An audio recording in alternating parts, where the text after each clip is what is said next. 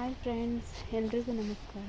ನಾನು ನಿಮಗೆ ನಮ್ಮ ಮನೆ ಹತ್ರ ಬಿಟ್ಟಿರೋ ನಲ್ಲಿಕಾಯಿ ಮರನ ತೋರಿಸ್ತೀನಿ. ತುಂಬ ಹಳೆಯ ಮರ ಇದು.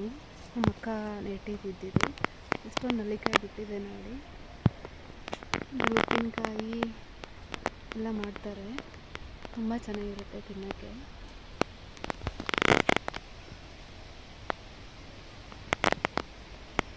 ತುಂಬ ಬಿಟ್ಟಿದೆ. ಮೇಲ್ಗಡೆ ಕೊಂಬೆ ಎಲ್ಲ ಮುರಿದೇ ಹೋಯಿತು. ಅವತ್ತು ಗಾಳಿ ಬೀಸಿ ಮಳೆ ಬಂತು ಜೋರಾಗಿ. ಅವತ್ತು ಈ ಥರ ಮುರಿದೋಗಿ ಬಿದ್ದೋಯ್ತು. ಎಷ್ಟೊಂದು ಬಿಟ್ಟಿದೆ ನೋಡಿ. ತುಂಬ ಚೆನ್ನಾಗಿರುತ್ತೆ. ಉಪ್ಪು ಜೊತೆ ತಿಂತಾಯಿದ್ರೆ ಇನ್ನೂ ತಿನ್ನೋದಿಲ್ಲ ಅಂತ ಅನ್ನಿಸ್ತಾ ಇರುತ್ತೆ. ಉಪ್ಪಿನಕಾಯಿನೂ ಅಷ್ಟೇ, ತುಂಬ ಚೆನ್ನಾಗಾಗುತ್ತೆ ಇದರಲ್ಲಿ.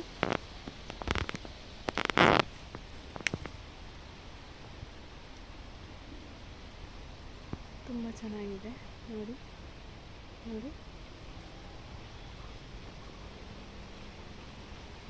ತುಂಬ ದೊಡ್ಡ ಮರ ಇದು.